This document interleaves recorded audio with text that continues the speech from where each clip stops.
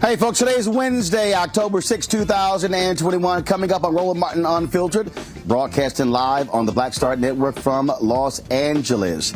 Republicans criticize President Joe Biden's immigration plan, not like they actually have one on their own. Also, Reuters breaks a story showing how AT&T is the financial source behind One American News Network, the right-wing, pro-Donald Trump, MAGA, conservative network that has spread more information and lied than anybody else. We're going to talk about that on today's show. Also, what's the truth behind these stories saying Democrats are trying to massively cut funding for HBCUs? We will have the truth for you as we talk with Leslie Baskerville, who leads NAFIO. You don't want to miss that conversation, folks, on today's show. Also, a racist neighbor tormenting a black Virginia family. We'll discuss that. And after seeing a school resource officer placing her 5-year-old son in the chokehold, a woman in Virginia is suing the school district. Folks, also, the mayor of Rochester, New York, she has resigned because of improprieties when it comes to her raising funds. We got lots to talk about on today's show. It is time to bring the funk on Roland Martin Unfiltered, the Black Star Network. Let's go. He's got it. Whatever the biz, he's on it. Whatever it is, he's got the scoop, the fact, the find. And when it breaks, he's right on time and it's rolling. Best believe he's knowing. Putting it down from sports to news to politics. With entertainment just for kicks, he's rolling. It's on go, roll, y'all. It's Roland Martin, yeah. Rolling with Roland now. He's funk, he's fresh, he's real, the best, you know he's Roland Martin now.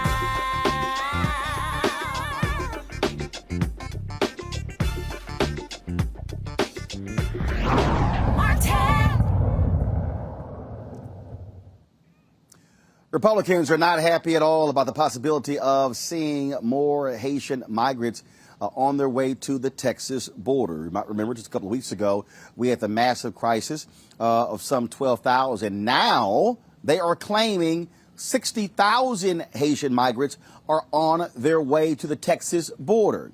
Don't know if that's true or not. Republicans, they held a news conference today led by Texas Governor Greg Abbott and, of course, Senator Ted Cruz, where they complained about this, blasting President Joe Biden and offering what they call their own 10-point plan. Listen. At the border here in Texas, and we're here to talk about border-related issues. And let me just start out by making a very clear point, and that is President Joe Biden has caused a humanitarian crisis and chaos on our border.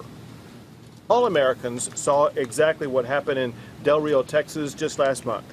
And we know that that chaos will be repeated unless and until President Biden takes action. 26 of America's governors have worked together to develop specific actions that Biden can take immediately to end the crisis on the border that he has caused. We, all of us, asked the president for a meeting to visit with us about this, and he refused to meet with us, and he completely ignored us. 9 of the 26 governors that crafted this action plan gathered today at the border, a border, by the way, that President Biden has never even been to. We're here to announce 10 actions that President Biden must take immediately.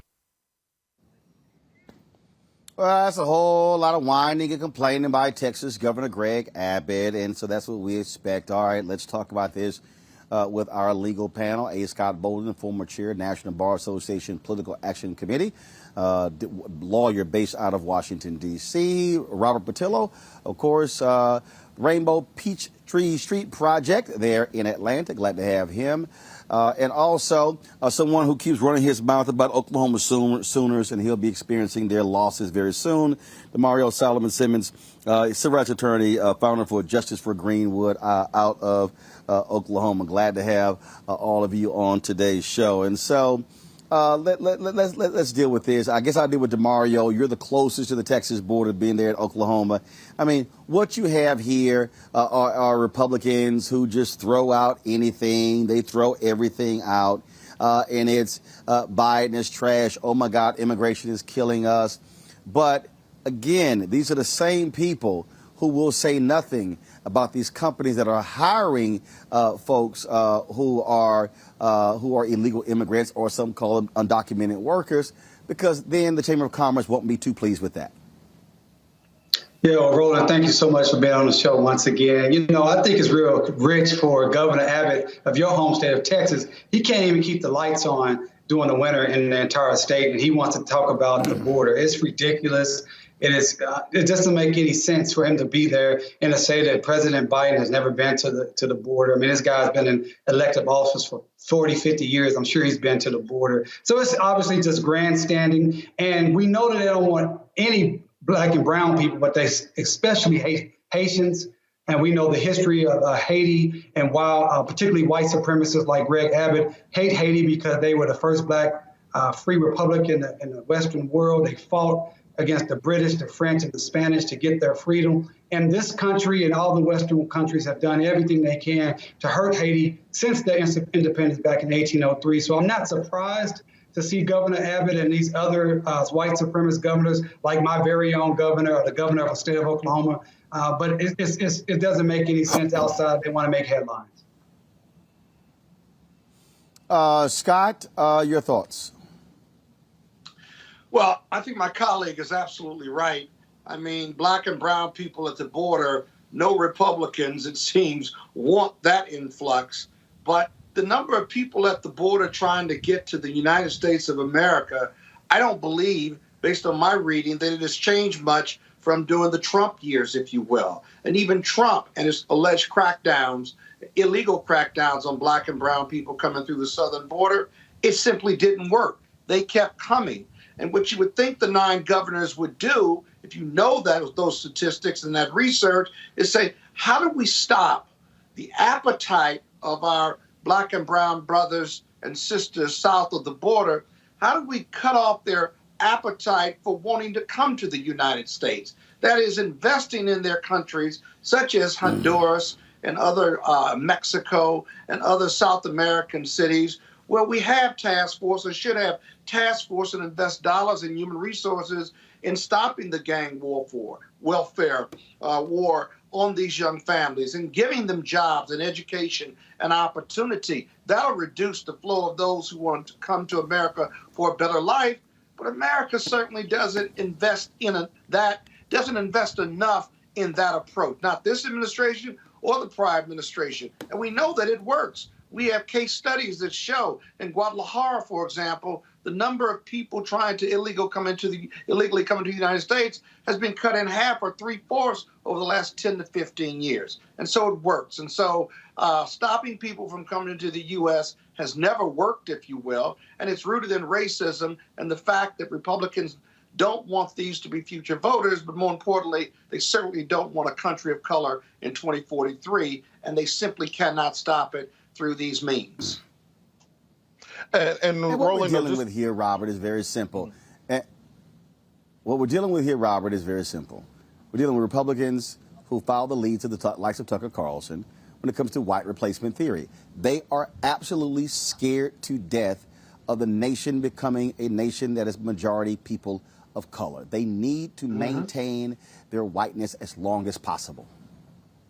You're absolutely right, and I think we have to change the way that we talk about immigration as a country, because immigration is a positive for America.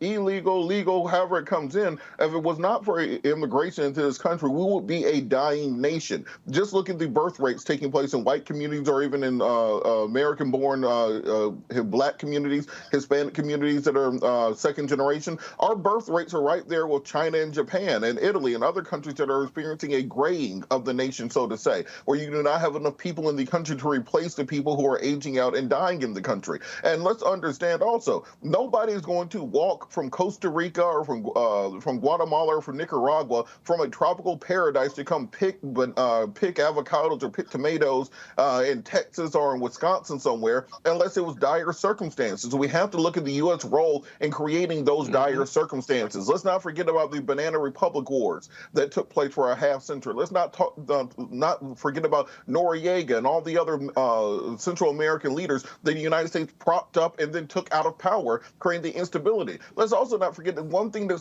supports and finances these drug cartels is the American appetite for drugs. If we change the American drug policy, you get rid of the cartel the same way you changed alcohol policy. You got rid of the mafia, you got rid of the Al Capone and the mob, because you took their money out of it. So we changed American drug prohibition, then you change this issue from the rooter to the tutor. So what has to happen is our wonderful borders are Kamala Harris. She began the process by speaking with Central American leaders. We need to come to a tripartite pact where we take Canada, the U.S., and Central America and come to an immigration understanding, because guess what? Canada needs 20 million more people. They do not have the same benefit of legal immigration that America has to buoy their population growth. So they need more people to work in Canada. So let's find out a guest worker program where we can get people from Central and South America working in Canada, where they can then return home, because guess what? They don't want to be in the winter in Saskatchewan. They want to be back home with their families in their tropical paradises, and then you can solve the problem. But as long as we have this grandstanding and political hyperbole, like we see at the border with Greg Abbott, who is way too much like George Bush for me to trust anything that he says, and Ted Cruz and the others down there who did nothing when Trump was in office, they need to start working on some actual comprehensive immigration reform policies that will fix the problem, instead of just putting Band-Aid after Band-Aid after Band-Aid over it at the expense of the immigrants who are simply trying to find a stable life and a stable income for their families. You know, if I could add one other thing. It just doesn't. Yeah, go ahead, Mario. I just want to also add to that the racism of the fact that they're illegally not allowing these Haitians to try to apply for a refugee asylum. I mean, there is a legal process when someone comes from a country that they're experiencing political violence, or they believe that they're going to be killed or something like that. There is a process so someone can say, listen, this is my situation. This is why I'm here. They may not be here just to try to find a job or anything like that. You can't just wholesale say, hey, I'm going to put you back on the plane and send you back. That is against the law. That's against the current immigration laws, and it's also blatantly racist when it comes to Haitians, Black Haitians versus maybe say Cubans and others.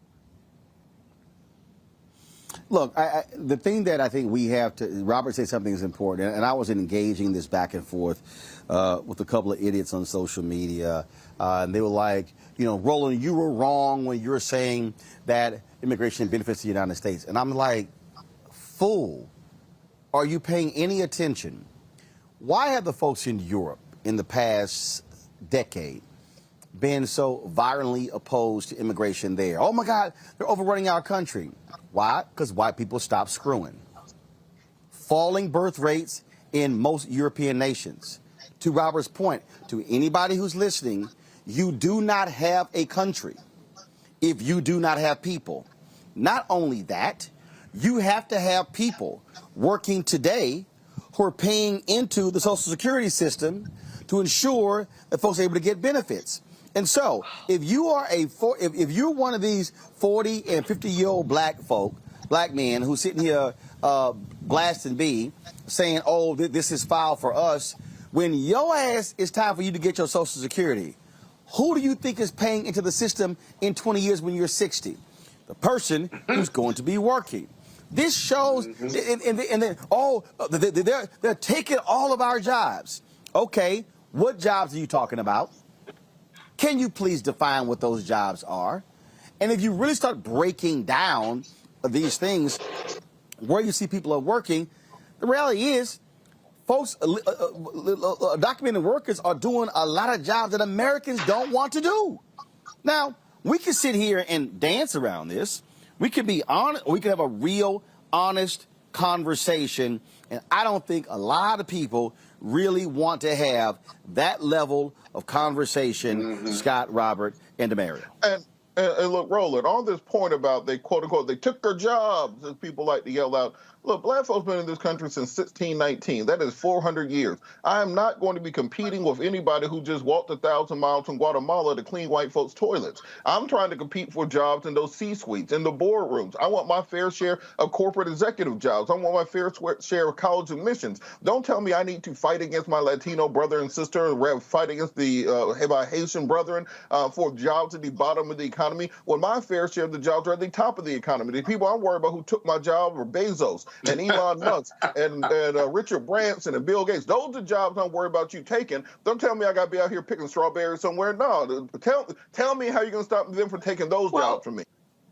That's an excellent. Go right ahead, Damaris. Go right ahead.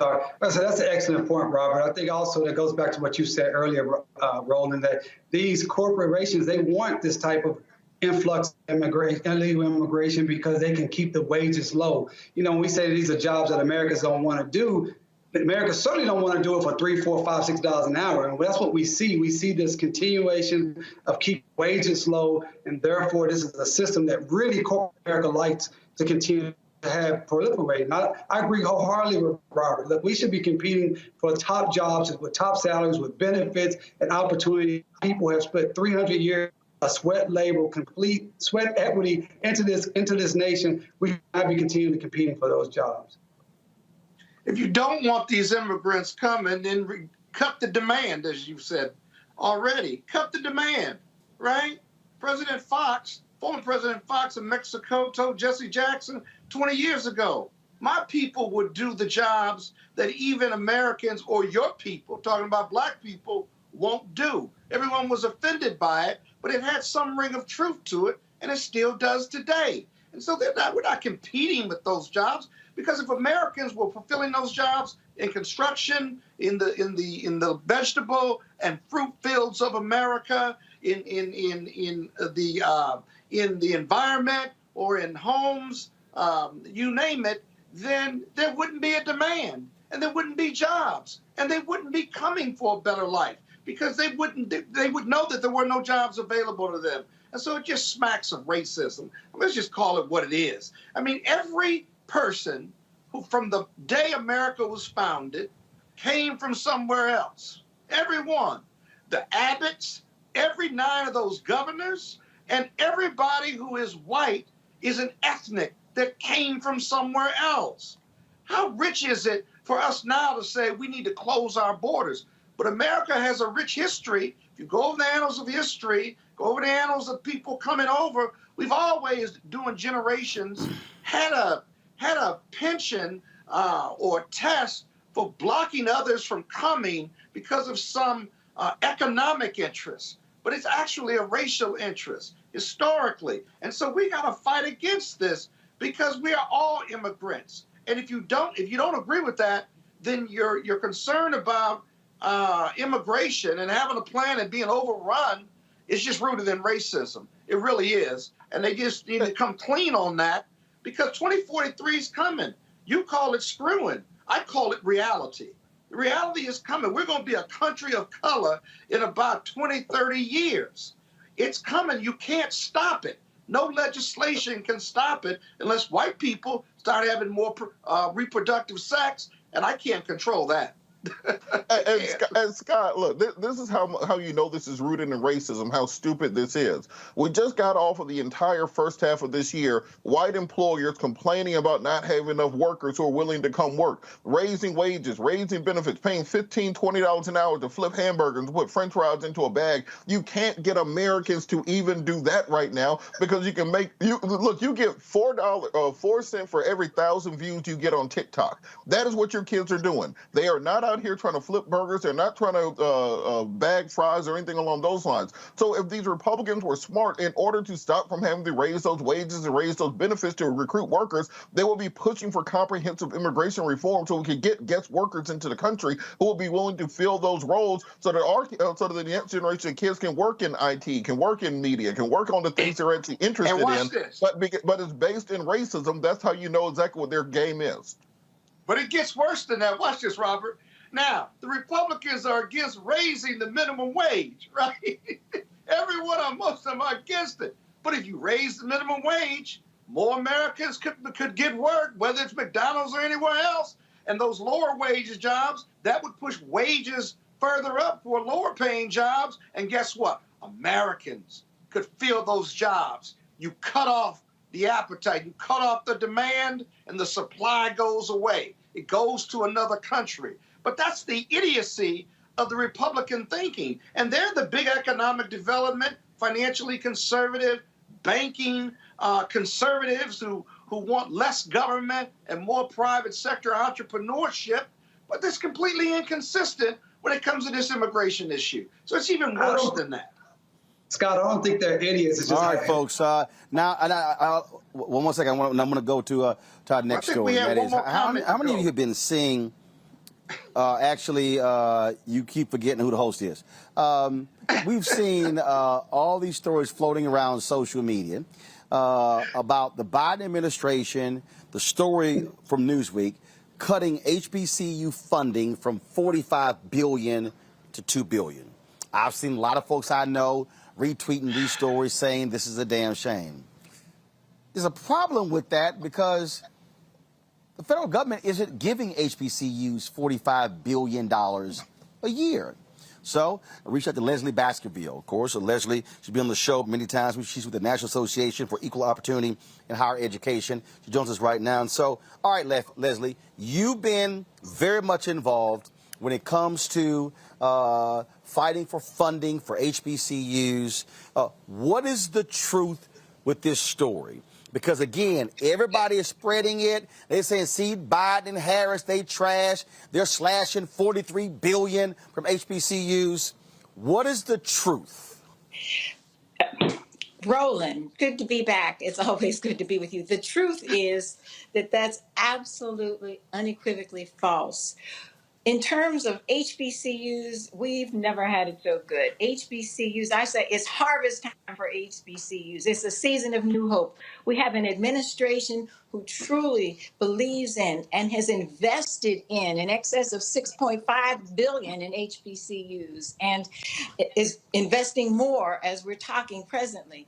We have a Congress where we have bipartisan support in the House and the Senate. So we have bipartisan and bicameral support for HBCUs. So, and based on the investments by Congress and the administration, we have more corporate support, more individual philanthropic support. We've moved from the style section of the newspapers to the education section, to the business section, to all of the sections where we should be, because we have a $15 billion short-term economic interest at our HBCUs collectively, and HBCUs are doing more than any other cohort. For America's historically Black colleges and universities, they're just 3% of American colleges. In the sciences, technology, engineering, and mathematics, they're graduating 42% of Blacks. And in education professionals, 50% of Black education professionals, health professionals, the lion's share, punching way above our weight. And we have an opportunity like none other to continue to show that our outcomes are far in excess of the input into our institutions, and that we're worthy of and should have more dollars invested in us. That's what we were talking about today. And while we were there, my phone was exploding, and I got out and they said there's a story out about a $45 billion cut from this administration, and we're down to $2 billion. Well, the reality is this. Everybody has heard about the negotiations on the reconciliation budget that includes a lot of human needs programs and education program. In fact, it will invest in early childhood, the entire pipeline from early childhood to the middle passages to undergraduate school, community colleges, undergraduate, graduate and professional schools like never before. In the process of negotiation, the figures are going up and down. There was never a figure for this one particular bill of $45 billion. But the figures are dancing around. Right now, I don't think the White House can tell you exactly where the figure is, but whatever the figure is, our institutions will be greatly enriched as they continue to enrich America. Reality is, America can't realize her goals can't realize their education goals, or economic goals, or Okay, wealth but goals, health goals without HBCUs. And so we're going to continue to get money. But I just want to say this. I heard a bit of the last program. Leslie, Yes, hold on sir. one Tell me, second. tell me. Go ahead. Hold on, Leslie, hold on one second. Again, so Yes. I need to walk slowly through this again. Okay, the story says 45 billion for HBCU and other minority institutions, down to 2 billion. All right. What I'm still trying to understand, though, is what is this 45 billion? Because the reality is, Yeah. right now, HBCUs, the federal government is only providing around, and correct me if I'm wrong, around $1 billion annually to HBCUs. Is that correct?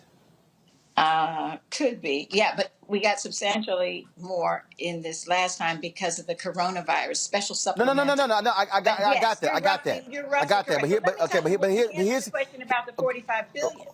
In the Build Back okay. Better blueprint, in the blueprint or the platform, the administration has it as an aspirational goal, investing 45 billion in infrastructures and research for HBCUs. That's the aspirational goal. Hopefully, we'll get to that at some point. That Okay, is hold a on, wait, platform. It's not in the hold up, bill. It's not in the bill. hold on, Yeah. hold on. And let's say again, okay, the Newsweek, okay, again, the Newsweek story says 45 billion for HBCUs and other minority serving institutions. The Right. reason I'm stating that is because people are tweeting and posting as if the 45 billion is all going to HBCUs. It's not. There are other Correct. institutions that are in this, so that 45 billion is not all for HBCUs. And have you seen, again, this is for everybody who's understand, this is what you work on. Right. Have you seen an actual hard number that they are proposing in this bill that's specifically for HBCUs? No, there's a coupling, but we're asking for a decoupling. But let's go back. I want to make sure that your audience is clear, because I think part of this, and I believe that Newsweek is a reliable, independent news source, but there's Not, huge not confusion. necessarily. Good. Thank you. That's you. Not necessarily. And you're in the business. Because But let first me of all, just say this. the Newsweek story is written off an Associated Press story. I've read the story. The problem Okay. is it is scant details, and as somebody who reads the story, if I see 45 billion cut to 2, I want to know. I want to see what the 45 billion was for. I haven't seen it.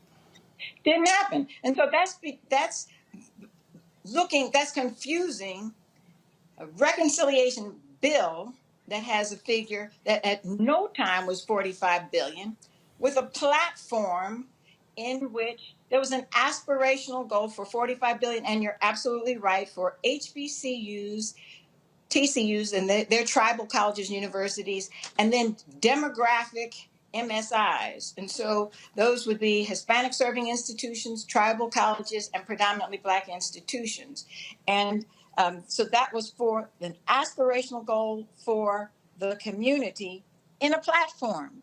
So now the president is in, the administration is in, we have better relationship and better access to folks in the administration who themselves have gone to HBCUs, but importantly, who understand the centrality of HBCUs to American progress.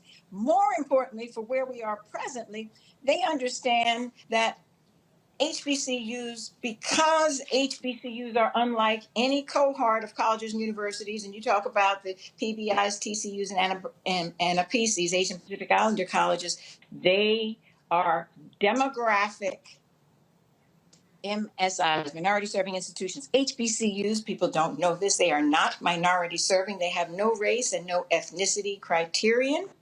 And they were founded for the purpose of educating the progeny of the American slave system, or Blacks and other persons. And they've been open and inclusive of all students since their founding. But they are unique. We have a special relationship with America because, unlike any other group of colleges and universities, HBCUs, the primary cohort, were dragged from their land.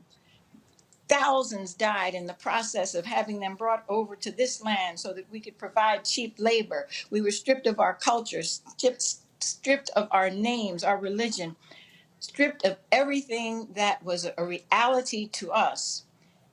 But we thrived and we served and we got whipped and beaten and lashed. But important to us was education. And so originally we educated ourselves by all types of signals and working to each other. You all know the story, and I'm not going to take up your story on it. But the point is, from that, we went on to found private HBCUs Right. by abolitionists and Right. blacks, founded them, and we funded them. We funded them. When black folks wanted to go to white schools, they could not. And so at some point in 1862, America established historically white public institutions to educate large swaths of white America. Got it. Blacks were But denied. but here's but In hold tight one second. I 1890, need to. But Leslie, hold on. I need to focus on the current funding, and here's why. Because okay, again, I need to walk people through this properly. Because let's do it. again, we operate in facts. Yes, sir. Originally, there was a 45 in the original proposal, in the original $3.5 trillion No. dollar. So explain it. Okay, good. So again, I need you to explain that Yes. so people There was understand not. the facts on where this number is coming from. Go ahead. There was no $45 billion proposal in this bill. There was a $45 billion aspirational goal in the Build Back Better platform. So when you run for office, Okay. you say, these are things we want to achieve.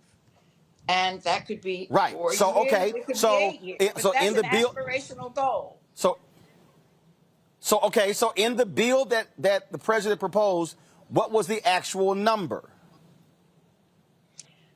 I've seen numbers between 2 billion and 3.9 billion, low billions. I have at no time seen in the bill itself anything that approximates 45 billion. Okay. And now what is happening is they're going back and forth on cutting the size of the bill. You have Senator Joe Manchin, who has said he is not going to support $3.5 trillion in spending. Senator Right. Kristen Sinema. So what happens? You see cuts made there, and so that's what's going back and forth. And that's why we're trying to sit here and establish what's actually the truth. And so Yes. we reached out. We've been trying to get numerous members of the Congressional Black Caucus on the show. We're trying to get Congressman Bobby Scott on, who's on the House Yeah. Education Committee. We're trying to get him on because we need there to be an explanation of this because, again, I'm seeing people say all kind of wild stuff, and it's not based in fact or reality. I want to go to my panel. Scott, you have the first question for Leslie Baskerville. Hey, Leslie, good to see you again. I think you're right about the $45 billion being aspirational, but it's confusing in and of itself because you have these two bills. But let's not forget, when you say that HBCUs are in a really great place right now, that last COVID bill reduced the debt of historical black colleges by millions, each of them.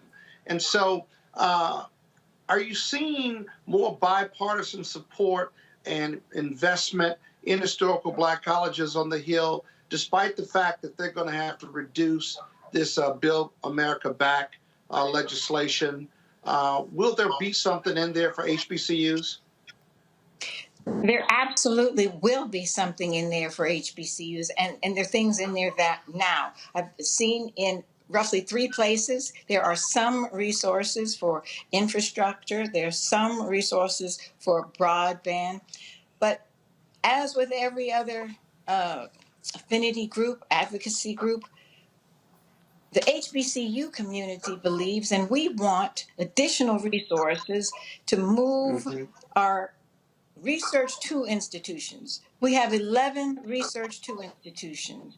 Those institutions are high research and they're doing the scientific research. They're responsible for roughly 42% of Black Americans that have advanced degrees in the sciences, technology, engineering, and mathematics. But they're just 11. And we have none that are R1, that are the top. So we've been pushing and pushing for additional dollars. But more important than the additional dollars is a decoupling of HBCUs from the group that Roland talked about, who said the money, the 45 aspirational goal in the platform that has nothing specific to do with the budget is for HBCUs, tribal colleges. Right. Here's the deal. Here's the deal. But we I don't have want to talk about platform. decouple. I don't want. I'm not talking about But here's the whole deal. Somebody running for office is one thing. Well, they're actually there. I want something was actually in the bill. Hold tight. Hold tight. Okay. Got it. Hold tight 1 second. I got to go to a break. We're going to come back, continue the conversation. Questions for Robert Portillo and Demario Simmons on this issue. You're watching Roland Martin Unfiltered, broadcasting live from Los Angeles on the Black Star Network.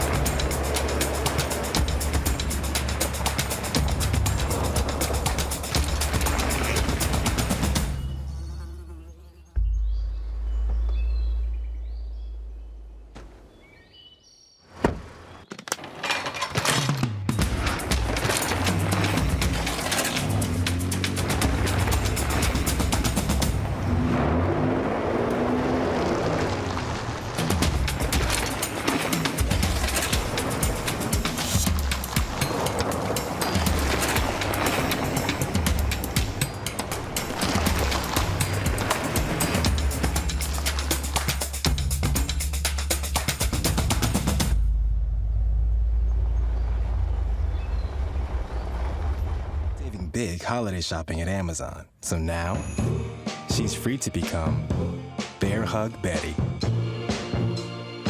Settle in, kids. You'll be there a while. Ooh, where you going?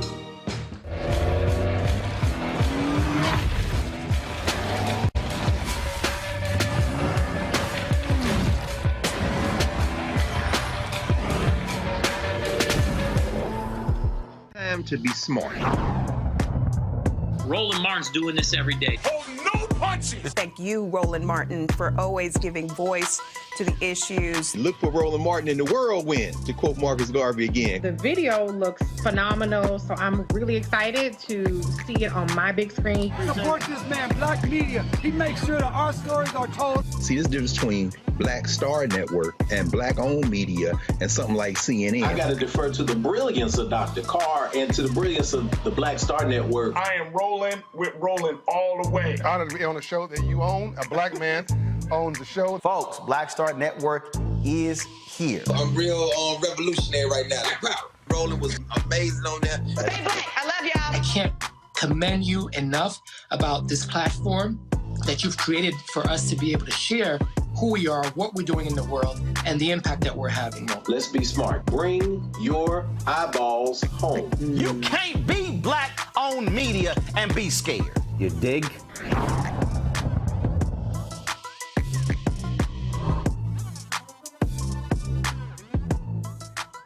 All right, welcome back. Roland Martin Unfiltered on the Black Star Network. We're talking about HBCU funding in the latest bills that is going across Congress.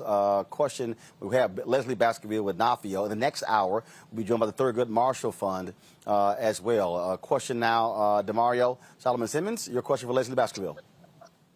Yeah, I do want to hear a little bit more about you talking about the decoupling. I understand that this aspirational number of $45 billion is for tribal colleges in addition to HBCUs. But how much do you think HBCUs will receive, specifically them, for our particular colleges themselves? Okay, and I just think it's important, given what Roland's trying to do, and I think it is so important, that aspirational goal has nothing to do with this bill.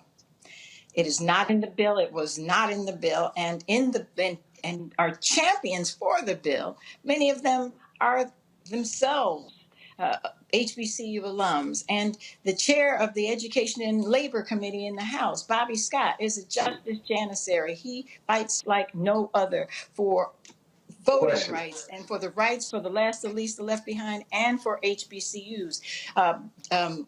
Alma Adams, who's the chair of the HBCU Bipartisan Caucus, fights like a Trojan. So the point here with the decoupling is that because of America's history with HBCUs and denying us dollars for education, denying us a right to an education, and de jure discrimination that was visited upon us for the first 200 years, and then for the last 200 years, we struggled to deal with the vestiges of slavery. They started strengthening HBCUs in the Higher Education Act. And that was in recognition of the fact that we were denied dollars and we were owed dollars. And America said, not only have we intentionally denied you dollars that has resulted in underfunding, deferred maintenance, endowments that are substantially less than others, and on, and just 11 research institutions at this time. But the vestiges of slavery persist. And so we've got to do something about that. And so they put in a pot of strengthening HBCUs for the purpose of strengthening the institutions that were intentionally denied funding. Leslie, Scott was talking about, when Scott talked about the $6 billion. So in the COVID package, there was $6 billion that went directly to HBCUs. And so, again, that's correct. The reason I'm laying this out there, so when people are talking about what was cut, you have to factor in the COVID bill that was passed earlier by this Congress and signed into law by President Joe Biden. $6.5 billion went to HBCUs. And so if you're going to say what HBCUs... $1.6 billion, another 1.6 in the rescue plan, the American Rescue Plan. Got it. Okay. Robert, I need your question for Leslie. I'm short on time. Robert, short question, short answer. Just very quickly, we're talking about this, the bill currently going through Congress, and I see a lot of Republicans posting this meme about Joe Biden cutting $30 billion from HBCUs. What Republicans are actually helping on HBCU funding? Good question.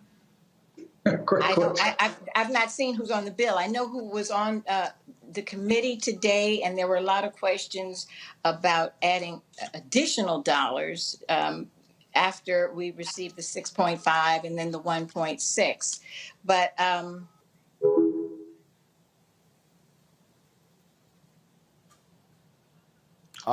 looks like, folks, we just lost Leslie Baskerville. So I guess we're going with none. So here's the deal. No. Actually, you do have some, and you do have some, and you've had supporters in the past. Again, let me explain to people right now, because I think a lot of people, again, you're retweeting stuff from folks who have no idea what the hell they're talking about. The problem is this here. They are still negotiating what is going to be the size of the package. So is it 3.5 million? It's going to be 2.5. It's going to be 1.5. It's going to be 1.2 billion. Once they get to what that bottom line number is, then you're going to have a renegotiation of all that goes into it. That's what we're doing. I just emailed the White House to say I need a response from you on this so-called $45 billion. And again, here's the other thing I need caution folks you're watching. It said for HBCUs and other minority-serving institutions. Okay, hell, if that so-called $45 billion, you could have $40 billion going to other minority-serving institutions, and only $5 billion going to HBCUs. But the way it's being portrayed is, $45 billion was going to HBCUs. Right. That's why on this show we speak to what actually happens, what are the facts. And so we lost Leslie. It's fine. I appreciate her coming onto the show.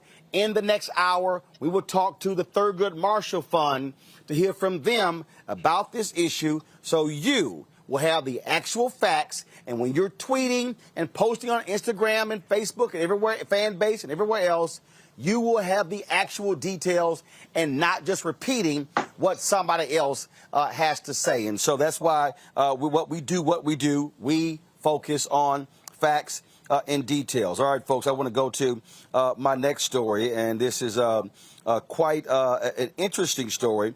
We talk about what is happening in Virginia. It's real strange, folks. This story in Virginia, where these neighbors are tormenting a black family. The Martinez family says their neighbor has been playing recordings of racial slurs and monkey noises since they arrived in the neighborhood several months ago. Watch this.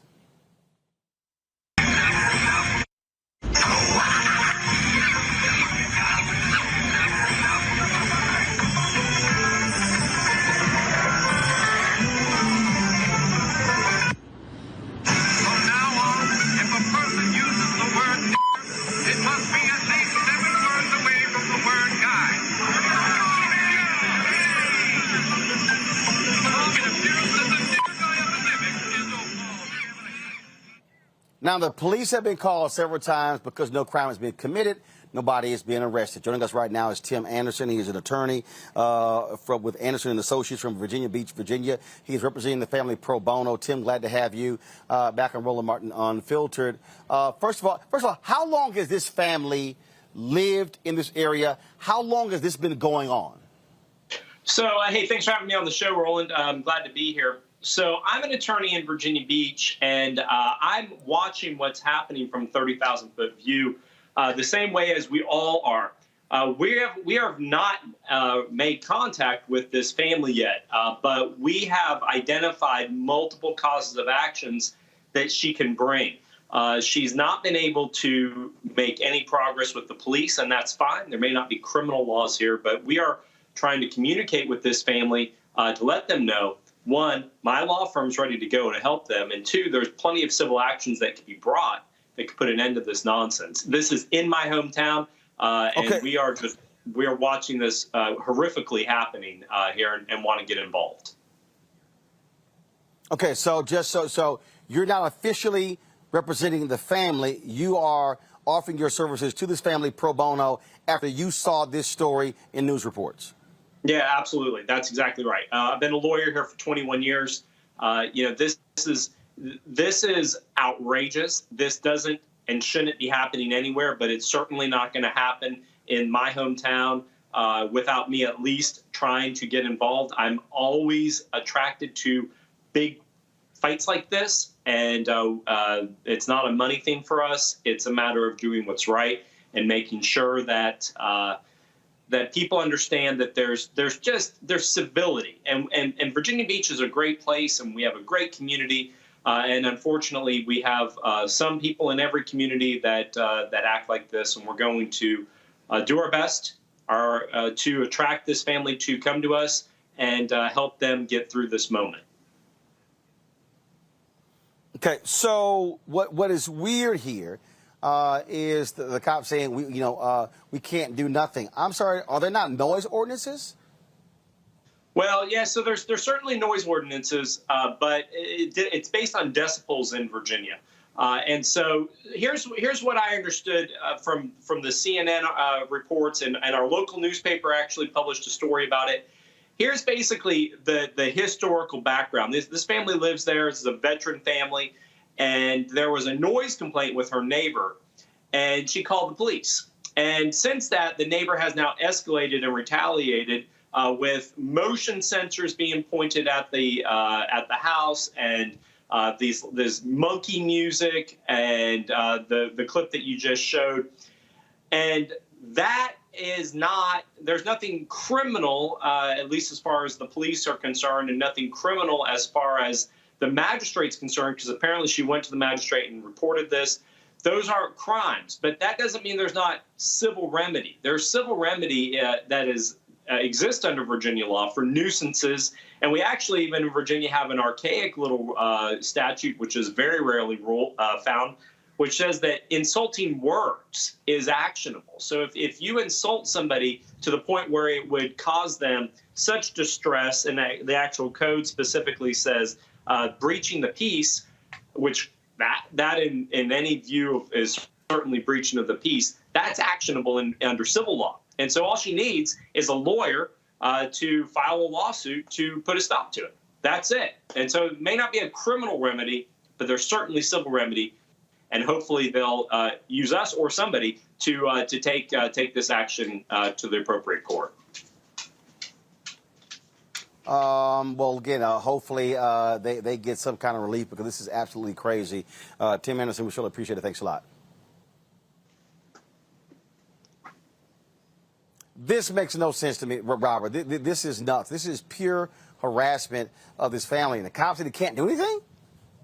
Well, it's interesting to his point, because the reason that it's difficult for cops to do anything in a situation like this is that, let's take the contrapositive. There's somebody playing rap music that has the N-word all strewn throughout it. Would you want that to be criminally actionable? Now, it should be actionable under intentional infliction of emotional distress, under a clear civil penalty, also disturbing the peace if it does go above the proper decibel level. And I do think the family absolutely should take every civil remedy possible. But also, this is why I always keep guns around, because if these people are playing this monkey music across the street from my house. Here we go. So just to recap, from across the street, 6.5 Creedmoor, 18-inch barrel, 10 and 7 twist. You're going to want yourself a 7x24 scope on it, just in case you want to get them across the street. Now, if they are close up, you want your mini AR, so you can get a 3.5-inch barrel for cookie cutter on it with a collapsible all tactical stock on it.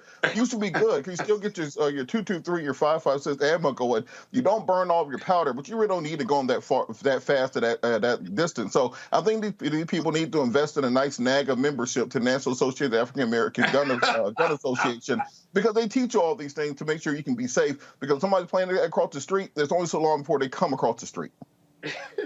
DeMario, you have any idea what the hell DeMario, you have any idea what the hell Robert was just talking about? I do. I know. I know what Robert's talking about. I actually have a membership to that organization. I'm here in Oklahoma. Hey, Scott, stop talking, Scott. DeMario's talking. I'm here in Oklahoma, so I have no DeMario, go. I'm a gun owner. I agree with a lot of what Robert has said. I definitely think I'm glad they have an attorney. I was going to say, hell, I'll come and represent them, because I do see several causes of action. I do believe in intentional infliction of emotional distress. I do believe there can also be some civil rights claims. Or you could have what's called a 1985.3, where you got two or more people who are conspiring together to take someone's civil rights. And they're trying to run those people out of their home. There's no question about it. That is a civil rights violation, I believe, that's happening there. And then I think there's a hate crime there. I mean, when you are saying nigger, talking about nigger and monkey towards black people in this type of fashion, I think that's a hate crime. So I think that they should be sued, and I believe that they should be successful. And hopefully that family has some money, because they need to be held totally accountable. No question about it. Well, and that's another reason why I'm happy that I live in a black neighborhood. Yeah, maybe. Both of my colleagues are right, and that surely makes us feel good. But maybe not.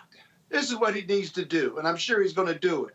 You start with a cease and desist letter in no uncertain terms and lay out what the civil or administrative violations are vis-a-vis ordinances, and give them an opportunity to cease and desist, right? They will have to respond, or they get a lawyer to respond. Then, if they don't respond and the bad acting or the bad acts continue, right? Then you file for what we call a temporary restraining order. It's a civil lawsuit, but you're seeking injunctive relief. And to my colleagues, I do think you could argue irreparable harm. There's statutes that are immediately being violated based on what their lawyer has indicated, right? There's irreparable harm. There's likelihood of success on its merits. It's certainly in the public interest that you're not blasting the N-word and anything else. And you seek a TRO under the local laws in Virginia Beach. And you get a judge who will be offended. Most would be highly offended by this conduct, and they'll sign an order barring them temporarily from engaging in this bad conduct. Eventually, you get a preliminary injunction, and then you win the lawsuit, and you can still get damages even though you got a TRO, because you're going to sue for damages, right? That takes the energy out of that racist family, if you will. And then you get community support for it, which is going to be hard not to get community support for it. But they They need to get into court. And then lastly, they need to go to the government of Virginia Beach and see whether they have a certificate of occupancy, see whether they are in compliance with their electrical code and all these other things that you have to do, and get the city to enforce it, right? So this is what we call hitting back and hitting hard. Eventually, the broadcast will stop because it becomes too expensive and too offensive even for the bad actors to engage in that conduct. That's what I would do. And Roland, now. All right, folks. Robert, real quick. Yeah, I would say now, just in case what Scott said doesn't work.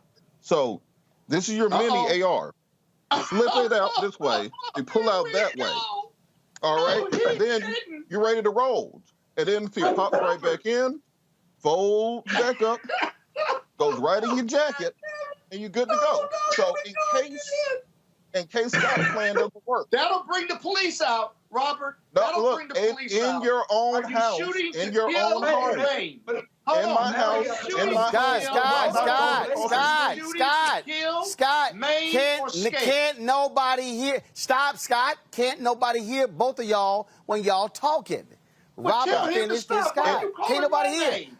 Always call my name first. Scott, ain't even done Scott, let me say it again. Hey, Scott, let me say it again. It's Roland Martin Unfiltered. Now, when they mute your microphone, then we gonna get it done. Robert, finish your point. You wouldn't dare. Look, Scott, the point is, in your house, in your home, to make sure these people keep what they're doing across the street.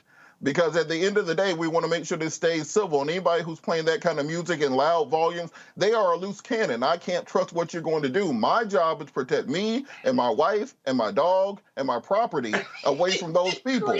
So whatever that may be required, you're having something that fits under your jacket. It's very useful in this situation. It's very important, Roland. It's important for your show for we to say that you cannot shoot somebody from your property to the property across the street. That's the mini one. This is the one in the house one. This is the in the house one. It doesn't go that far. I want to make sure my brother Roland's show is okay. All right. It's a short barrel, and not going that far. Y'all can have all that. Y'all can have all that back and forth during the break. I got to go to commercial break. We come back. We're going to talk about some racist flyers being sent out targeting a black pastor and state officials in Virginia. We'll talk with one of them next. Also, why is AT&T funding one of the most virulent, racist, lying, misogynistic, Donald Trump, MAGA-loving conservative networks in America? We'll unpack it next on Roland Martin Unfiltered on the Black Star Network. Oh, that spin class was brutal. Well, you can try using the Buick's massaging seat. Ooh, yeah, that's nice. Can I use Apple CarPlay to put some music on? Sure. It's wireless. It's something we all like. Okay, hold on. What's your Buick's Wi-Fi password? Buick Envision 2021. Oh, you should pick something stronger. That's really predictable. That's a really tight spot. Don't worry. I used to hate parallel parking. Me too. Hey. Really outdid yourself. Yes, we did. The all-new Buick Envision, an SUV built around you. All of you.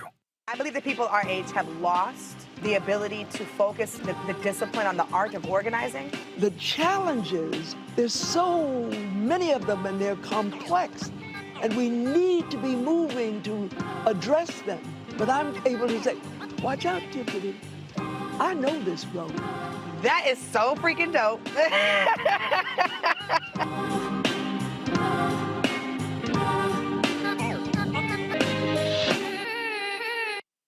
Hey, I'm Cupid, the maker of the Cupid Shuffle and the Wham Dance. What's going on? This is Tobias Trevelyan. And if you're ready, you are listening to and you are watching Roland Martin Unfiltered.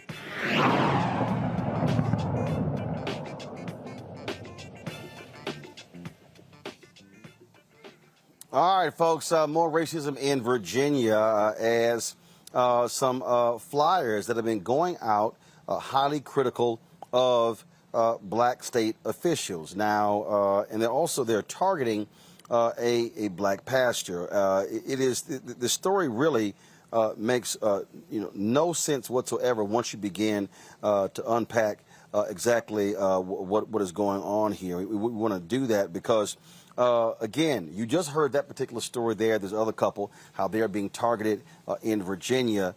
But now we have these racist flyers. One of the folks, Pastor and Delegate Joshua Cole of Fredericksburg, who is being targeted. Alex Askew of Virginia Beach. Delegate Joshua Cole joins us right now. So exactly, do you know where these flyers originated from, and what did they say about you and your other delegate? Thank you, Roland, for having us on tonight. The flyers originated based on the description from the Republican Party of Virginia. And their intent was to describe us as liberal puppets, basically controlled by Speaker Nancy Pelosi and Representative Ocasio-Cortez. And what was interesting was we were all on strings, supposedly, until we discovered that Delegate Askew's and my particular mailer had us actually suspended by rope dangling in the air, while the other 7 delegates were by strings dangled, and they were just on the ground.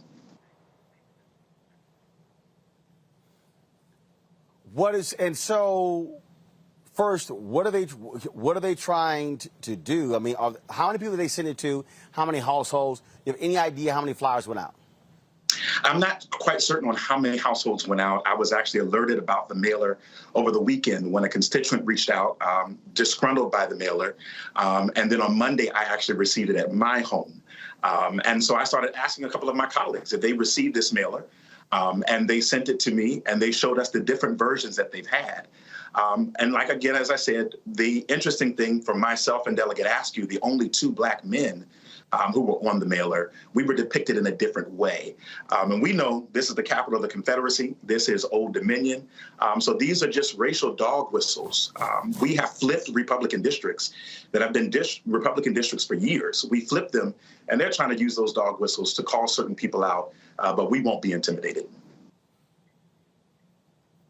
What's next? First of all, is anyone involved? State Attorney General's office? Anyone? Any investigation going on? No, not as of yet. We called on our opponents and the Republican Party of Virginia to condemn the mailers, and they basically stated they were holding us accountable for our ultra-liberal record. But we will make sure that what's going on next is that we're exciting our voters to get out. If we won these districts before, we will continue to do it. And as Virginia is moving forward into a new light, we're not going back to these old school racial ways. No matter how many times they try to, rephrase it, remask it, we're going to keep moving forward. All right, Pastor and Delegate Joshua Cole, we surely appreciate it. Thanks a lot. Thank you, Roland. To our panel, I want to talk about this story here. A Virginia mom is suing the school district for policy changes after her 5-year-old son was put in a chokehold. In 2018, Pamela Onenwu was picking up her son when she saw a school resource officer placing him in a chokehold. The reason, the child was allegedly singing too loud in class, and the officer was called to make him stop. The mom and 2 other parents filed suit against the Fairfax County school system, citing psychological trauma and physical pain were being inflicted on students with disabilities. The school staff settled out of court and added additional training for staff. DeMario, kids singing too loud? You put them in a headlock, a chokehold? It's just ridiculous. And again, this is just what we see all the time across the nation. I had a case recently in Seattle, Washington, where I had a Black kid, 11 years old, who was autistic, and they got upset with him and put him out in the cold weather for 3 or 4 hours and laughed at him. This is happening across this nation when it comes to Black kids, brown kids, and kids with special needs. I wonder if this little 5-year-old had any type of special needs, because they're treated really bad. I'm really happy to hear that they had good counsel. Sounds like they were able to get a settlement, but more importantly, get policy changes. And I hope they were able to get that particular officer terminated. We were able to get the teacher that locked out my client terminated, and that's what has to happen. It has to be swift accountability. It has to hurt the pockets of those who causes the harm, and it also has to show these people that we will not stand for this. A 5-year-old being placed in a chokehold, that is just unconscionable. It's ridiculous, and I'm so glad to hear that people were held accountable. This is the thing that we keep seeing, Scott, and that is with these resource officers, their job is not to further traumatize students. I mean, the actions that we keep seeing this happen all over again. This is why people are calling for a lot of these cops to be removed from schools. Exactly. And these resource officers, their powers need to be severely restricted, but they're not. actually. These are police officers. In Washington, D.C., 20 plus years ago, I had a case where the resource officer was referring to the kids in the hallway by the N-word. They got tired of it, and they jumped on him, assaulted him, and took his gun. The government would eventually walk away from the case and dismiss the case that they brought charges against 2 or 3 of the leaders of this group of kids. And so you're absolutely right. But Roland, when we get these cases, right, when you report on these cases, let me tell you something. They don't see us. You have to see me as a human being in order to treat me humanely. And when you report on these stories like chokeholds for the 5-year-olds or crazy-ass white people doing crazy things, right? Or the police beating up black men and women simply because they refused a police order, they don't see us. So if they don't see us, they treat us less than human. They treat us like animals, if you will. It is unjustifiable. You and I, or they rather, will treat a dog better than how we're treated by the police in many instances. And so we've got to, it's more than retraining. It's about where this racism comes from. It's not genetic. Nobody's born with a racism gene, as we've often said and our leaders have said. And so they're trained that way. They're taught that way from their environment or at home. That's where we got to get to, because otherwise they're going to continue not to see us. You know, and let me just jump in real quickly on this. It's something that was so important. And sorry, Robert, but this is very important. They're not resource officers. They are police officers. And one of the things that the police have done a really good job, and Republicans in general, is how they frame things. It's the same with officer-involved shooting.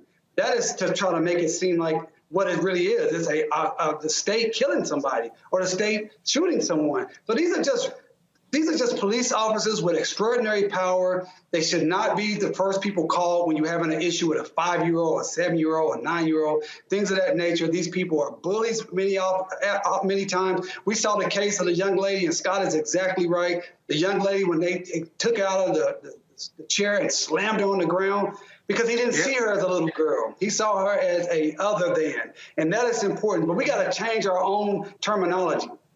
Not resource officers, police officers, not officer-involved shootings, police shooting of a person, the state murdering someone.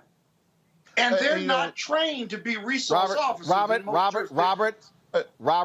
And you know, to that point, I think that's when we got caught up in this conversation around quote unquote defund the police last year, and Republicans used that to their political advantage. But in reality, this is what we're talking about, which is de-escalating situations. That if a child is singing too loud, maybe you have them talk to the social worker to find out why they're expressing themselves in this way. And often I use the analogy of what would happen if this was a little white girl named Lily White. What would happen if this was a golden retriever? I mean, realistically, if there was a golden retriever that they saw that it was barking too loud and somebody put it into a chokehold, it would be the leading story. Nancy Grace would be out there right now. They'd be looking for him like they were looking for Gabby and all this other stuff. But because it was a young black boy and they see the dehumanization of them, they do not have that same empathy. This goes towards the way that our school system is often the feeder system for our prison pipeline, because they start criminalizing children at 5 years old, put them into the system, so by the time they're 17 or 18, they are ripe to go to their next stage, which is not college, but into the criminal industrial complex. So we have to start reevaluating the people we put in charge of raising our children for so many hours a day, and creating a system where they're not simply continuing to be over-criminalized and over-prosecuted for the least bit of expression as a human being. All right, folks, hold tight 1 second. Got to go to a break. We come back, our daily report on Black and Missing and other news of the day. And we'll talk about AT&T, the explosive report from Reuters showing how AT&T execs asked and wanted another conservative network to compete with Fox, and how they are funding One American News Network to the tune of millions of dollars. Folks ain't happy about that. I'll show you the tweet from Derek Johnson, president of the NAACP, and others. That's next on Roland Martin Unfiltered on the Black Star Network, live from Los Angeles.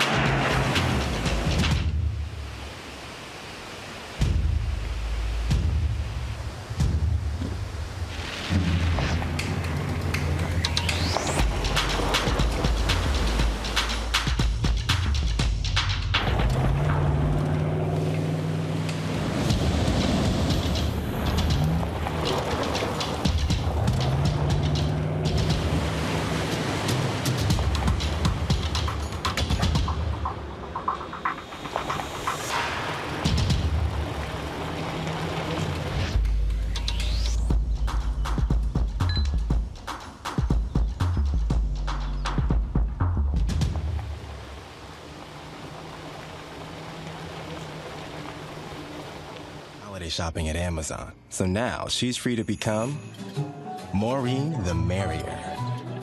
Food is her love language, and she really loves her grandson. Like, really loves.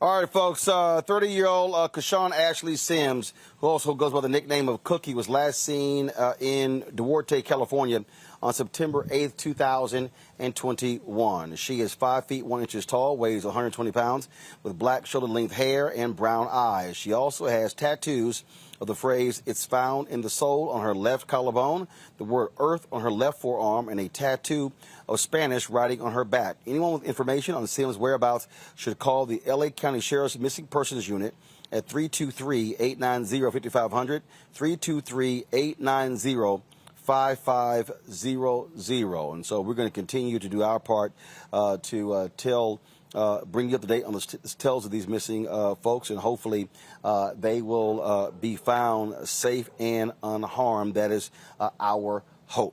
All right, folks, let's go to Rochester, New York, where Lavii Warren has agreed to leave office for violating state election laws during her 2017 run for re-election, and she will leave office by December 1st. She was facing felony charges that she and 2 assistants violated campaign contribution limits, but she pleaded guilty to a single misdemeanor, admitting that she knowingly exceeded the $8,557 limit. By admitting to the charge, the city's first black woman elected mayor will likely not lose her law license. And so, again, she will be stepping down as of December 1st. So it's been a whole bunch of drama there in Rochester, New York. Issues with the police department. In fact, her husband had gotten arrested. So, man, it's been a whole bunch of drama there. So she's going to be leaving office. All right, folks, food is an important issue in this country. A lot of us love to eat. Some live to eat, some eat to live. But the reality is our children are most impacted by this. And there's one entrepreneur who did something quite interesting. What she did was she actually opened a grocery store in a school. Joining us right now is Jasmine Crow. She's the founder and CEO of Goodr. Is it Goodr? Goodr? Is that how it's pronounced? Right. Okay, so you decided, so you opened a grocery store in a school? How? Yeah, I mean, it's just like that. We were fortunate to work with a client, hip hop star Gunna. We've been working with him since 2018. He came to us and said he wanted to do something for back to school. And I pitched him on the idea of building a grocery store and creating something that was sustainable and had legacy. And so he gave me the list of all the schools he attended, elementary, middle, and high school. I called the middle school first, had a great call with Principal Madden, and he shared with me just the need at that school, how many kids were living in poverty, how many kids really were leaving school and being adults, taking care of younger brothers and sisters, and many times taking care of themselves. And he had a small closet that he was using as like a clothing closet. There was a couple of cans of food in there, and we just decided to remake it, and we created a grocery store, a free grocery store. I think it's important to know that, Roland, so families and students and even staff can utilize this store free of charge. So, okay, so is it an actual business or is it a nonprofit? How do you get the space? Is it in partnership with the school? How does that all work?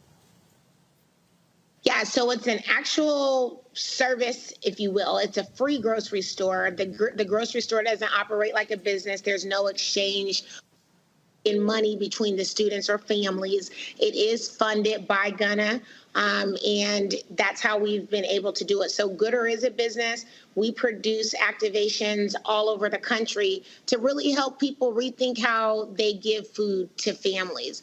And if you think about it, Roland, there is about almost $100 billion a year spent on food and nutrition programs. But what we've seen is it's actually created a vicious cycle because the money always goes to the same, like, large large hunger fighting organizations. And it's not to say that food banks and food pantries don't serve a purpose, but what they do is they keep families dependent on going to more than one to actually marry a meal together. And so what we think at Gooder is that there's a big difference between access to food in this country and access to meals in this country. And so we focus on bringing families access to meals. So we have kids that can go in there and pick out food items that they can then go home and make meals for the family. And that's what we do. Sounds like a great initiative. How has it been going thus far? It's been going great. We've seen almost 200 families shop in the store so far. This Friday makes 3 weeks, so we still got a couple of more days. The store is open school hours, so typically about an hour before classes begin and an hour after kids in classes. We've created a web app where families can just register and select a time to come and shop. They get a reusable grocery bag, which every kid in the school received, and they can just fill it up, no questions asked. The store also has toiletry items, household items like laundry detergent, dish soap, things that families, if they do have food SNAP benefits, they cannot use those to purchase those toiletry and household items. So we're seeing that that's really popular, as is the food.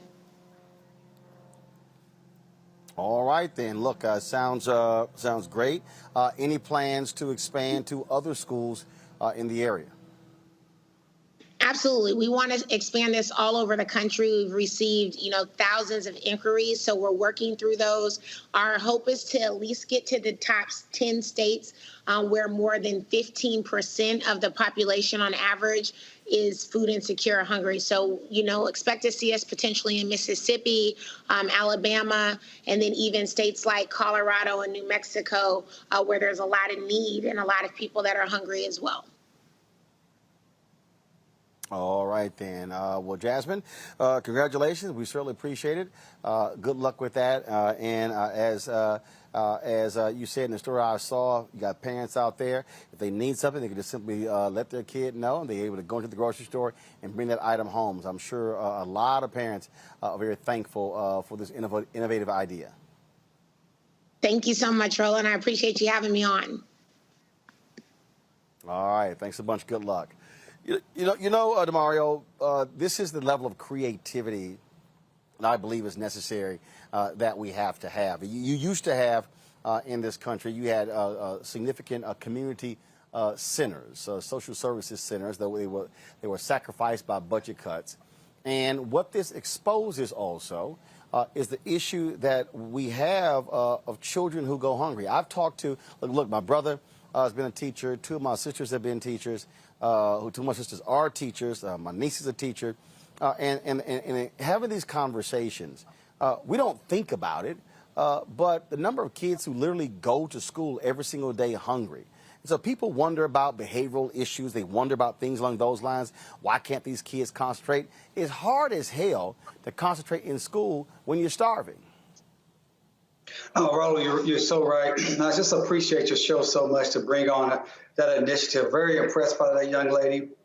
And as someone, as you know, Roland, I have a mentoring program we've been doing for several years. And we see this inside the schools with people needing access to meals. As someone who grew up on SSI and having to use food stamps and things of that nature, I know it feels good for those kids to be able to go in there and those families to just get what they need and not have to say what their financial status is or anything like that. And I think the idea that she has is pretty innovative. And I think there may be an opportunity to use some Title I dollars to get funding outside of just her client who's funding it now, because, that's not, I don't know. I don't really know that yet, the artist she talked about, but I don't know if that's really sustainable to really move to other states. But I think the idea is a great idea, and maybe they can get with some Title I funding, which for those who don't know, Title I funding is for low-income schools, and use those fundings to help generate the revenue that's necessary or the funding that's necessary so this can be expanded to other schools, because the need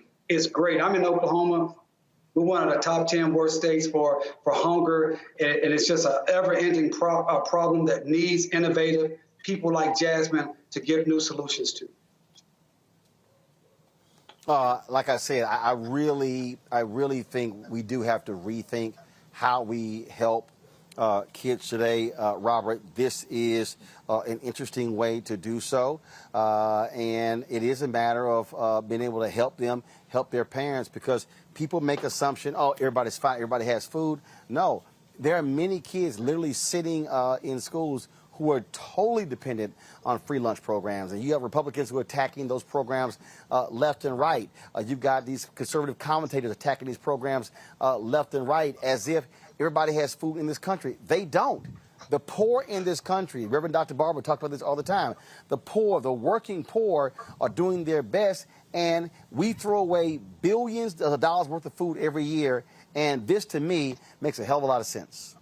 Well, Roland, on that point, remember, Operation Breadbasket was in many ways founded upon a very similar concept and idea. And we have to look at this nation up to the mirror of who we really are. 40% of the food in this nation is thrown away. We pay farmers. We actually have farm subsidies and pay farmers to throw food away instead of sending it to market because it will depress prices. We would rather have people starve in America than to just feed them the food that we are producing, the most abundantly productive nation to ever exist on the face of this earth. So I think we have to look at these policy prescriptions that are out there. The fact that we are dealing with this $3.5 trillion human infrastructure bill right now, and we cannot even get 50 votes in the United States Senate to feed children, to educate children, to give people housing, to give people child care. But if it comes to a new bomb or a new bomber plane or an aircraft carrier or an atomic bomb, we find the money every time. If it's tax cuts, we find the money every time. Just as you said, I know people who are educated and have friends and family members who do the same.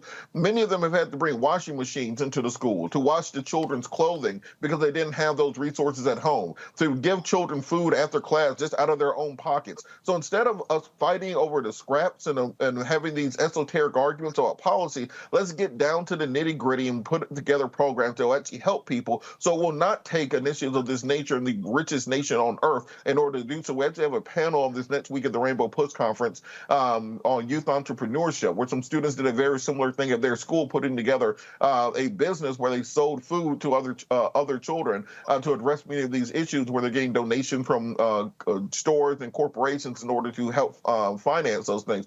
People can register for that at creatingopportunityconference.com. But it's important that we support people who are doing these things and at the same time press Congress so that you do not have to do it on the individual level, that we're getting together an actual national policy. We have the resources. We just choose not to use them. Yeah. Hey, Scott.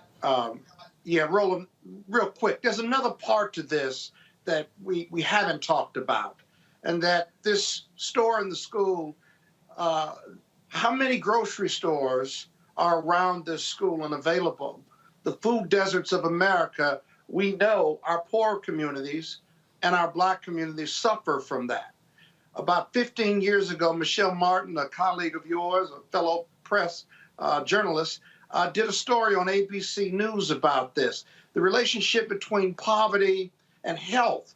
And what her report found was that these kids and adults who were poor and who could not afford healthy food, right? And I hope this store in the school offers healthy alternatives, but they couldn't afford healthy foods. And so as a result, they were eating McDonald's or their grocery stores, if they had one, sold high carbohydrate, high sugar, high fat products at a very low price in those community stores, those grocery stores in our poor communities. And as a result, it wasn't so much that the kids and the adults were going hungry, some were, but their diet actually increased their weight and increased their health challenges. And so the second part of this story really is about the food deserts and how unhealthy poor people eat, and people with economic challenges, how poor their diet is and how it taxes the healthcare system in America. It's a whole nother issue,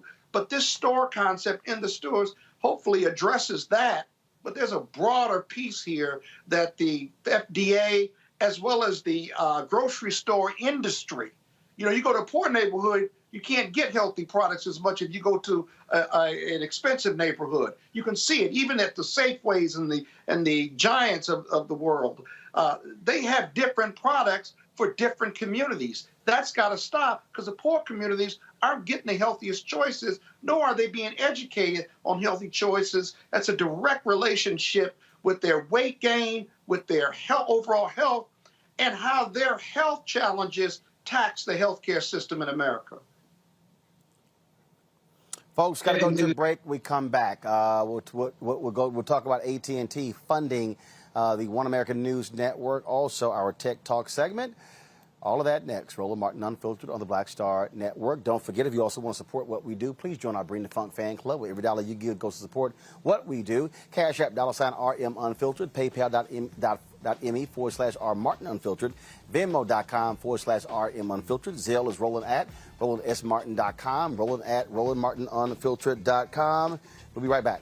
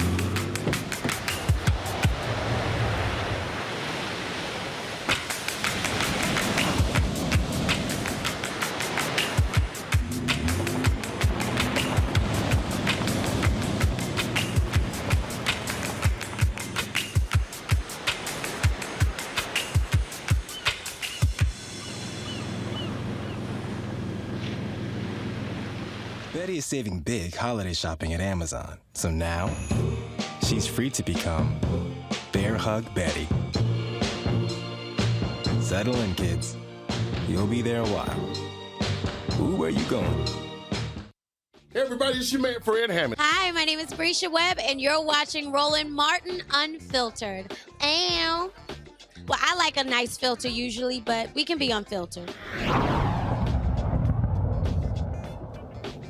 All right, folks. An explosive story from Reuters dropped today, where the CEO, founder of One American News Network, that is the right-wing, crazy Donald Trump, MAGA-loving, misinformation spreading network, gets 90% of its funding from association with AT&T networks. Folks, 90%.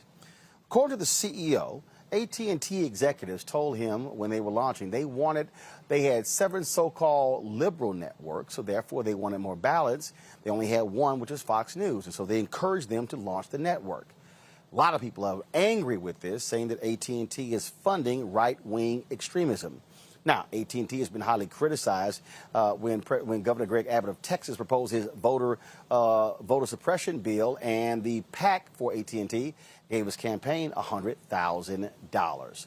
I want to bring my panel back. This is significant, Scott, because when we talk about companies, this whole right-wing media echo chamber, this is how they get funded. And so think about it. If, imagine if AT&T met with me and said, hey, we think there should be more black networks. So what we're going to do is we're going to guarantee you revenue, Roland. All you got to do is provide the content. We're going to give you X number of cents per subscriber. And then, folks, that's money coming in every single month beyond advertising. And this is how they're able to do it.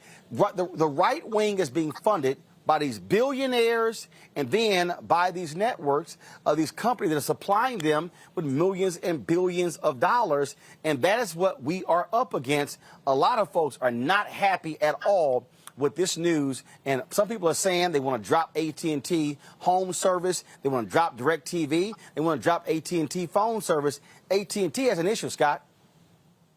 I think they've got a big issue. And it's interesting. It'll be interesting what their response will be. I don't know whether they've got a formal response or not, but you can boycott AT&T, right?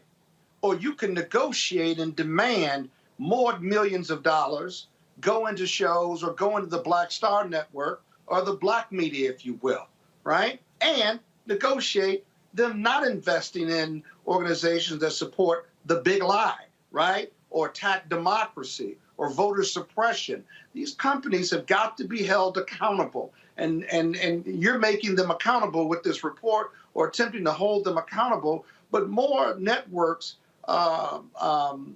cable networks and otherwise, need to hold them accountable and need to ensure that the best investments for these types of shows, that it's not only balanced, but it's realistic, right?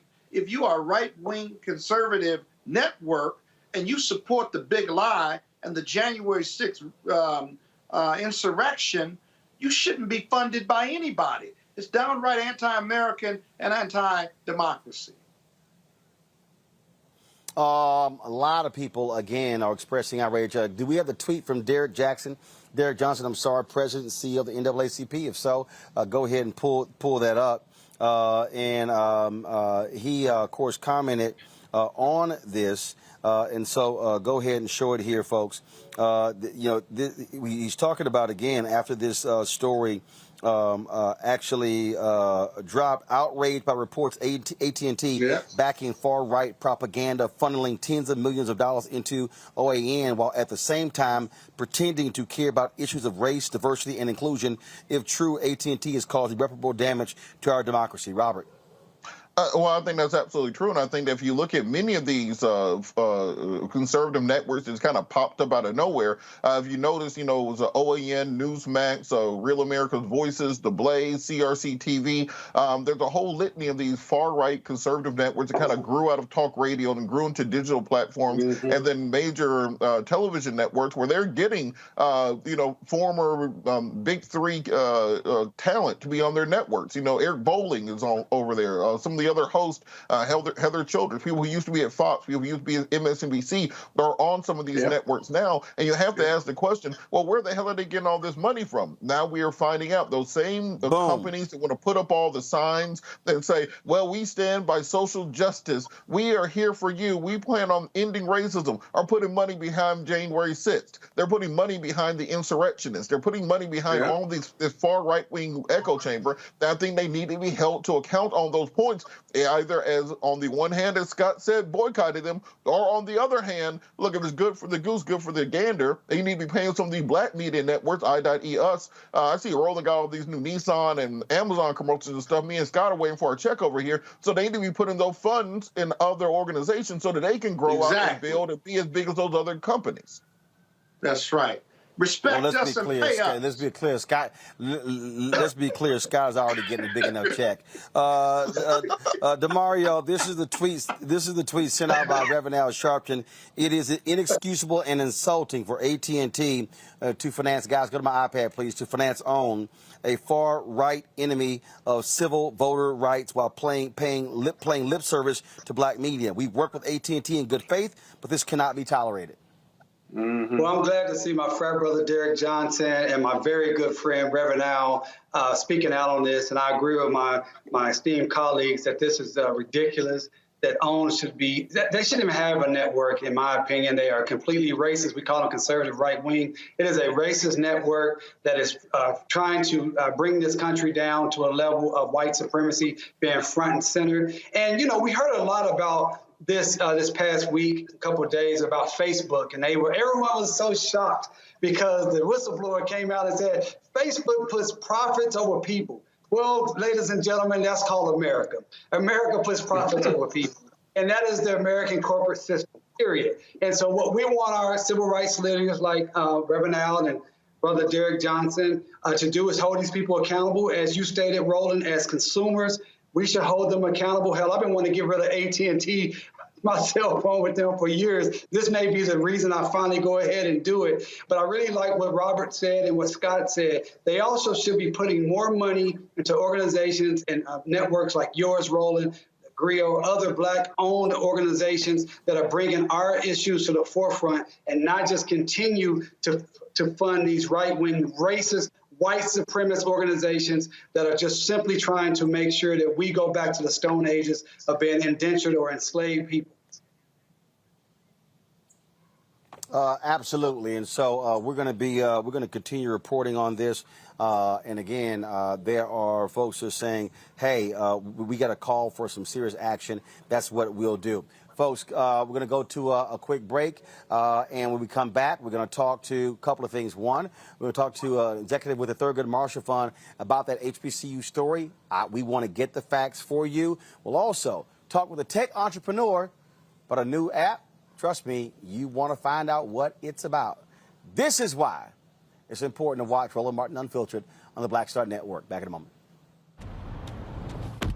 Oh, that spin class was brutal. Well, you can try using the Buick's massaging seat. Ooh, yeah, that's nice.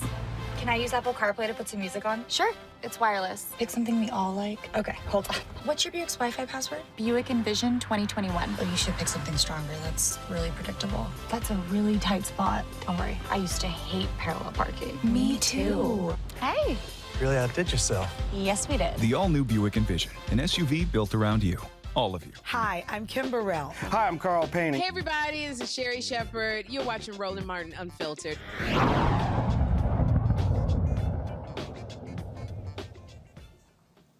All right, folks, at the top of the show, we talked about the HBCU funding. The story's been circulating by the Associated Press that $45 billion was supposed to be earmarked for HBCUs. Now that's been cut down to $2 billion. Let's talk with Victor Santos with the Thurgood Marshall Fund. Thurgood Marshall Fund, of course, they are out here representing these public HBCUs. Victor, what is the truth? We had Leslie Baskerville on talking about it as well. I'm sure y'all have gotten phone calls on this. Was there ever $45 billion in a budget proposal or in a bill from the Biden administration, from Democrats, from Republicans to HBCUs? No. So what the proposal was for HBCUs and minority serving institutions. So you have to understand what minority serving institutions means. HSIs, there are 569 of them. There are only 101 HBCUs. To give you an example of what some HSIs look like. Hold on. Wait. You said HSI. What is that? Hispanic Serving Institutions. Okay? That means. So you said that there are 101. Hold on a second. Hold on. You said there are 101 HBCUs. Correct. 500 and what? Hispanic Serving Institutions? 69 and growing. Okay? So to give you an example. So 569, 101, that's 670. Correct. But you also have Got it. You also have tribal colleges. So we're only getting a percentage of that money to begin with. Okay. And to give you an example of what these HSIs look like, your alma mater, Texas A&M, is an HSI. So when Leslie was talking about, are you serious? I'm very serious. If you serve 25%. At least Hispanic students, you are an HSI. Okay, so for that money that is proposed, and when Leslie was talking about the coupling earlier, this is what she was talking about. She was talking about don't put HBCUs in the same pot to apply for this money against Texas A&M, University of Texas. Basically, the entire California system, they're all HSIs. Every school in Florida is an HSI because they serve at least 25% Hispanic students. Okay, so was there ever a number? So where does this $45 billion come from? Yeah, so there was a number in the American Jobs Plan that Biden put out that included some funding for infrastructure along with some centers of excellence, 200 centers of excellence that would have gone to HSI, all HBCUs and MSIs, which, to be quite frank, is more than half of the schools that are in existence in total. When you include all the HSIs, all the PBIs, which are predominantly black institutions, HBCUs, it's a gamut that runs across the spectrum.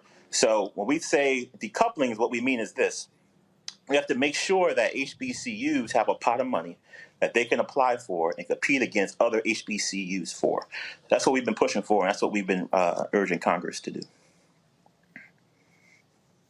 Okay, so this thing is being spread like wildfire. People are saying all sorts of different things. And so what is being spread is factually incorrect. And so it looks real cute. Oh, the Democrats and Biden are cutting, going from $45 billion to $2 billion for HBCUs. No, right now there is no $2 billion for HBCUs. There is no the $2 billion is for all MSI HBCUs to compete, as was the $45 billion. Now, what there is also in the plan, which we have to highlight the positives of the plan, is there is a tuition assistance program for HBCUs and MSIs for the first 2 years, where students would basically be able to go to our schools for free for those first 2 years, and that's in the plan as well. There's also $1 billion in the Department of Agriculture for HBCUs in the plan. There's also $1 billion for HBCUs in the Department of Commerce in the plan, or in the bills that have gone through the House committee. So there are lots of things in the bill. Of course, I advocate for HBCUs, and we're fighting for more money for HBCUs as is our job to do. But we have to, be truthful about what's really happening. Well, that's precisely why we wanted you on the show, why we wanted Leslie on the show, so we can actually have the details. And so people who are spreading that Associated Press and that Newsweek story have the actual facts. We also are trying to get Congressman Bobby Scott on the show as well, other members of the CBC, to explain this, so people are not walking around saying a whole bunch of crap. They have no idea what the hell they're talking about. It's very important, and thank you for giving us a platform to talk about it. Victor, so appreciate it. Thanks a lot. Thank you.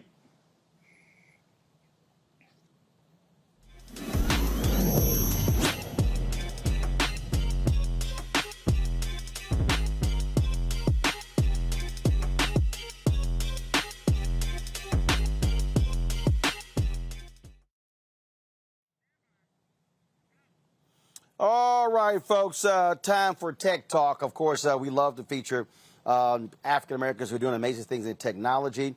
And so let's talk about how we take precautions for things being delivered to our homes. COVID, people are concerned about that, touching products.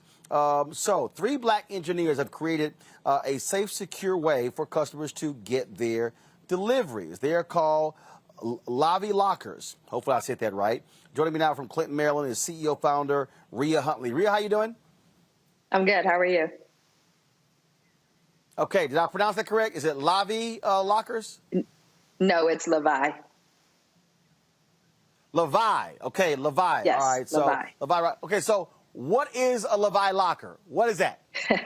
So I'm glad you asked. So a Lavii locker is simply a smart food locker that customers can use to pick up their food either from a restaurant, from an office building or apartment building, or from a virtual kitchen or ghost kitchen for delivery drivers. Okay, so but what is it? Is it a container or something? What is it?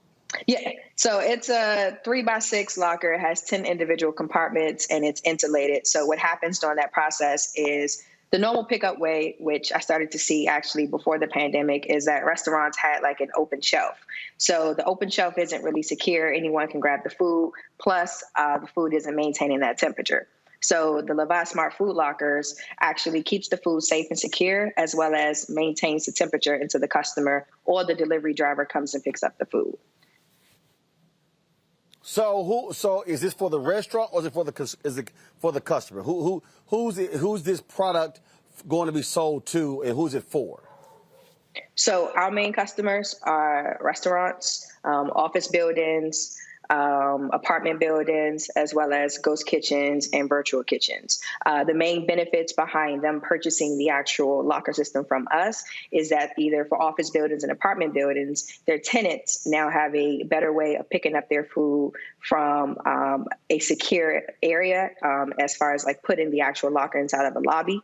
And then from the restaurant perspective, they're able to create more of a seamless pickup process for their customers as well. So our direct customers, we're a business-to-business company, so we don't sell directly to the consumer, but the consumer benefits from the actual business that purchases from us.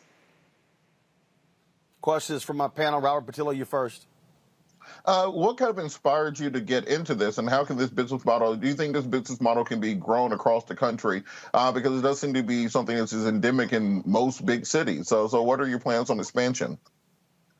So I actually thought about this idea even before the pandemic, based on my own personal frustration with picking up food.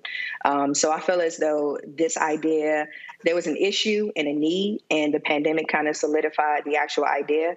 And currently right now we're nationwide. So we have restaurants within DC, Maryland, Virginia, Texas, Indiana, and New Jersey.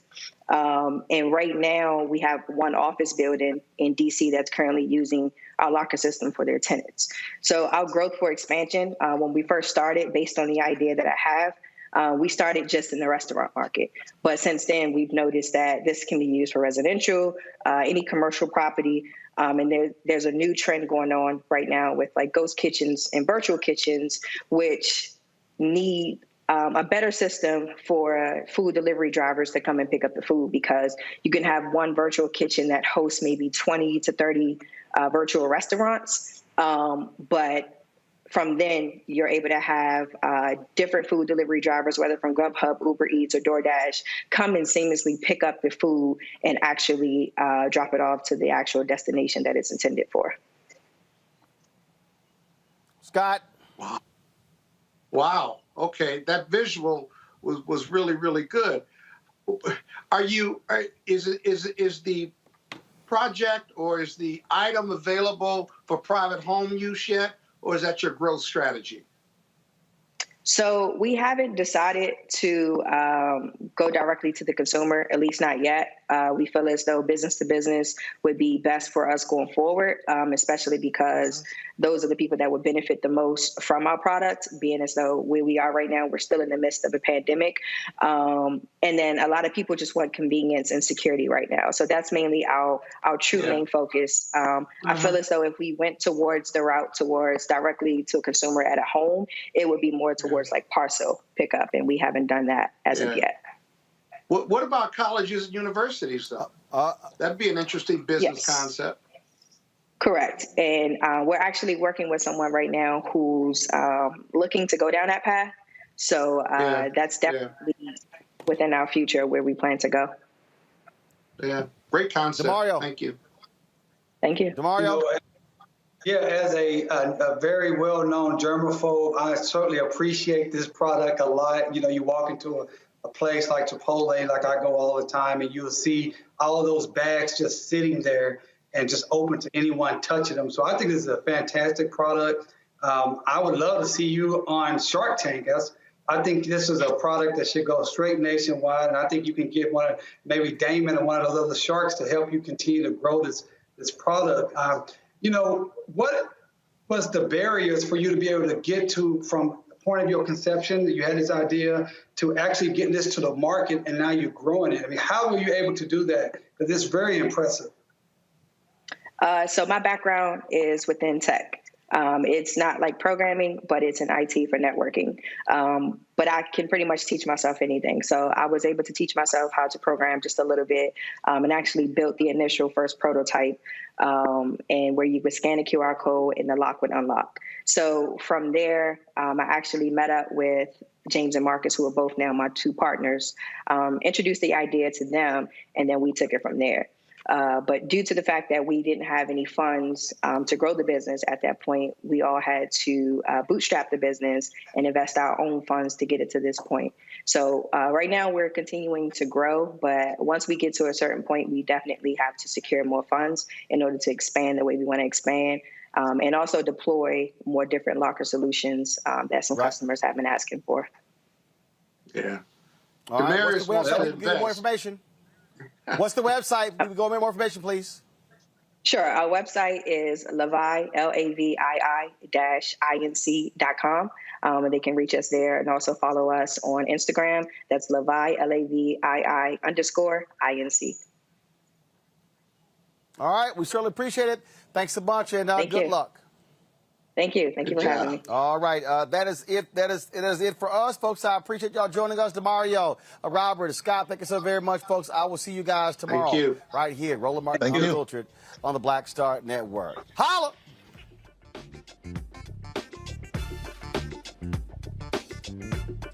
Maybe help other people that are listening as well. I will do that also. So foodtruckhelp.com, contact at the bottom. Also, you can subscribe on the website for Apple Podcasts or podcasts on Apple Music. So there we go. Today, what I want to talk about is I see in a lot of the social media groups, food truck groups and such, people are very interested in what POS to use and what the benefits of using Square are.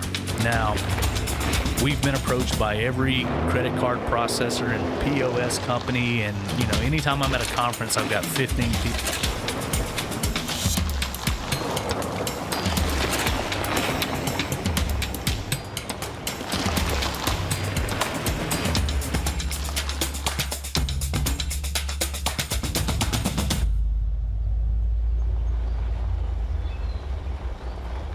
Time to be smart. Roland Martin's doing this every day. Oh, no punches! Thank you, Roland Martin, for always giving voice to the issues. Look for Roland Martin in the whirlwind, to quote Marcus Garvey again. The video looks phenomenal, so I'm really excited to see it on my big screen. Support this man, Black Media. He makes sure that our stories are told. See, this difference between Black Star Network and Black-owned media and something like CNN. I got to defer to the brilliance of Dr. Carr and to the brilliance of the Black Star Network. I am rolling with Roland all the way. Honored to be on a show that you own. A black man owns the show. Folks, Black Star Network is here. I'm real revolutionary right now. Roland was amazing on there. Stay black. I love y'all. I can't commend you enough about this platform that you've created for us to be able to share who we are, what we're doing in the world, and the impact that we're having. Let's be smart. Bring your eyeballs home. You can't be Black-owned media and be scared. You dig?